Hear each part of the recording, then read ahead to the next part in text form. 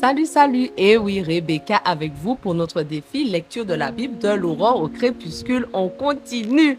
Merci Seigneur encore parce que tu es là avec nous et que tu nous permets de nous replonger dans ta parole. Et merci encore parce que tu nous parles à chacun et tu nous aides à comprendre les différents passages au nom de Jésus.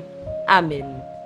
Alors, on continue l'histoire de Moïse sur la montagne. Alors, Exode 20, verset 5.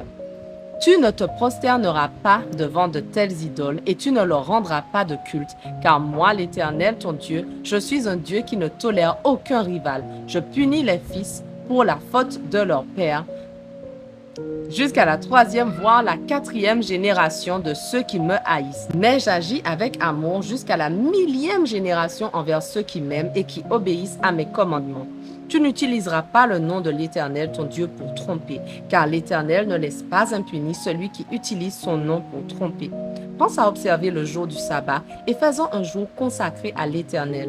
Tu travailleras 6 jours pour faire tout ce que tu as à faire, mais le 7e jour est le jour du repos consacré à l'Éternel, ton Dieu. Tu ne feras aucun travail ce jour-là, ni toi, ni ton fils, ni ta fille, ni ton serviteur, ni ta servante, ni ton bétail, ni l'étranger qui réside chez toi. Car en 6 jours, l'Éternel a fait le ciel, la terre, la mer et tout ce qui s'y trouve.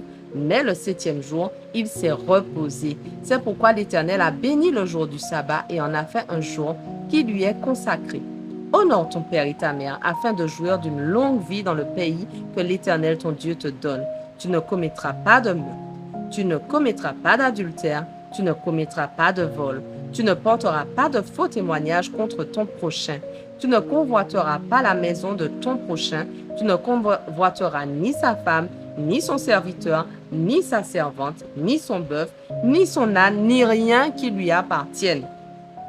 Tout le peuple entendait le tonnerre et le son du corps et voyait les éclairs et la fumée qui enveloppaient la montagne. À ce spectacle, ils se mirent tous à trembler de peur et ils se tinrent à distance. Ils dirent à Moïse, « Parle-nous toi-même et nous t'obéirons, mais que Dieu ne nous parle pas directement pour que nous ne mourions pas. » Moïse répondit, « N'ayez pas peur, si Dieu est venu ainsi, c'est pour vous mettre à l'épreuve et pour que vous le révériez afin de ne pas pécher. » Le peuple restait à distance. Moïse seul s'approcha de l'épaisse nuée dans laquelle Dieu se tenait. L'Éternel dit à Moïse, « Voici ce que tu diras aux Israélites. Vous avez vu comme je vous ai parlé du haut du ciel. Vous ne m'associerez aucune divinité. Vous ne vous fabriquerez aucune idole en argent ou en or. Vous construirez pour moi un autel en terre sur lequel vous offrirez vos holocaustes et vos sacrifices de communion, votre petit et votre gros bétail. En tout lieu où je rappellerai mon souvenir, je viendrai vers vous et je vous bénirai. Si vous me construisez un autel en pierre, vous ne le bâtirez pas en pierre taillée, car en taillant les pierres au ciseau, vous les profaneriez. Vous ne construirez pas d'autel auquel on monte par des marches pour ne pas exposer au regard la nuit de ceux qui y monteront. Exode 21. L'Éternel dit à Moïse, « Voici les lois que tu exposeras au peuple. Lorsque vous achèterez un esclave hébreu, son service durera 6 ans. La 7e année, il partira libre sans avoir rien à payer. S'il était célibataire en entrant à votre service, il partira seul. S'il était marié, sa femme partira avec lui. Si son maître lui a procuré une femme et qu'elle lui a donné des fils ou des filles, la femme et ses enfants resteront la propriété de son maître. Lui seul partira libre. Mais si le serviteur déclare « J'aime mon maître, ma femme et mes enfants, je renonce à partir libre », alors le maître prendra Dieu à témoin et fera approcher l'homme du battant de la porte ou de son montant et lui percera l'oreille avec un poinçon. Et cet homme sera son esclave pour toujours. Si un homme a vendu sa fille comme servante, elle ne sera pas libérée dans les mêmes conditions que les esclaves. Si elle déplaît à son maître qui se la réservait, il la fera racheter. Mais il ne pourra pas la vendre à des étrangers, ce serait la trahir. S'il l'a destinée à son fils, il la traitera selon le droit qui s'applique à des filles. Si après l'avoir épousée, il prend une deuxième femme, il ne retranchera rien à la nourriture et à l'habillement de la première, ni à son devoir conjugal envers elle. S'il lui refuse l'une de ces 3 choses, elle pourra partir libre sans paiement. Celui qui frappera un homme et qui causera sa mort sera puni de mort. Cependant, s'il n'avait pas l'intention de donner l'âme, mais que Dieu a fait tomber l'homme entre ses mains, je te désignerai un endroit où il pourra se réfugier. Par contre, si quelqu'un agit avec préméditation et qu'il assassine son prochain par ruse, vous irez jusqu'à l'arracher à mon autel pour le faire mourir. Celui qui frappe son père ou sa mère sera puni de mort. Celui qui commet un rapt sera également mis à mort. Qu'il ait vendu sa victime comme esclave ou qu'on la trouve encore entre ses mains. Celui qui maudit son père ou sa mère sera puni de mort.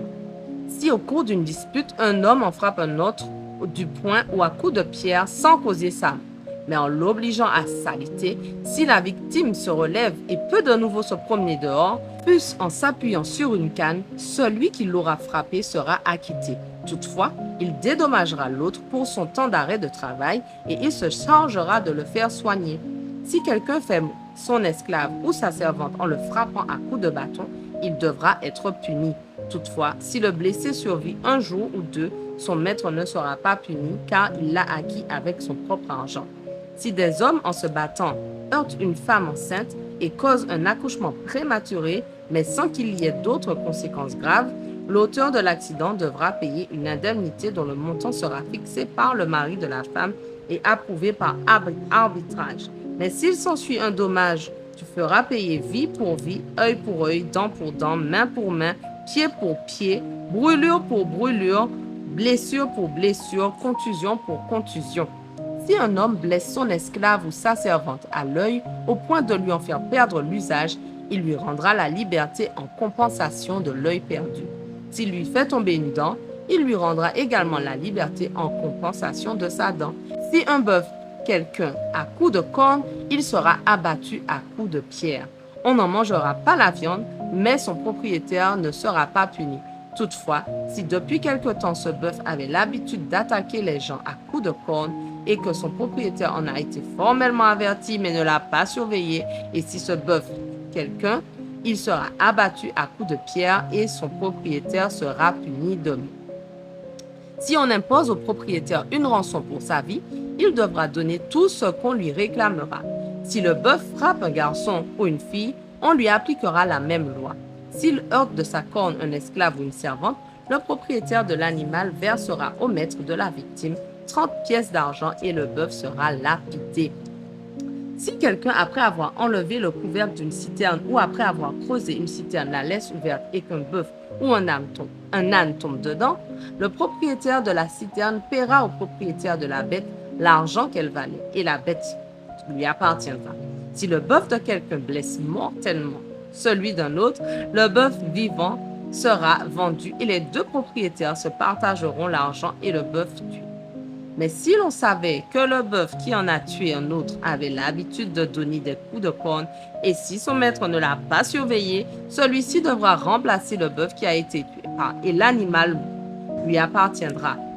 Si quelqu'un vole un bœuf ou un mouton et qu'il l'abatte ou le vende, il devra donner 5 bœufs pour le bœuf volé ou 4 moutons pour le mouton volé. Exode 22. Si l'on surprend un voleur en train de pénétrer dans une maison par effraction et qu'on lui assène un coup mortel, celui qui l'aura frappé ne sera pas coupable de meurtre. Par contre, si cela se passe en plein jour, celui qui l'aura frappé sera coupable de meurtre. Tout voleur devra verser une indemnité. S'il ne possède rien, il sera lui-même vendu comme esclave pour compenser ce qu'il a volé. S'il a volé un animal, bœuf, âne ou mouton, et qu'on le retrouve vivant en sa possession, il rendra 2 animaux en compensation. Si quelqu'un fait brouter ses bêtes dans le champ ou le vignoble d'autrui, il indemnisera le propriétaire lésé en lui donnant le meilleur produit de son propre champ et de son vignoble. Si quelqu'un allume un feu et que celui-ci rencontre des buissons d'épines, se propage et brûle les gerbes du voisin ou son blé sur pied, ou bien son blé en herbe, l'auteur de l'incendie sera tenu de donner compensation pour ce qui aura été brûlé. Notre passage du jour touche à sa fin, mais on continue dès demain. On ne lâche rien. Allez, sois bénis.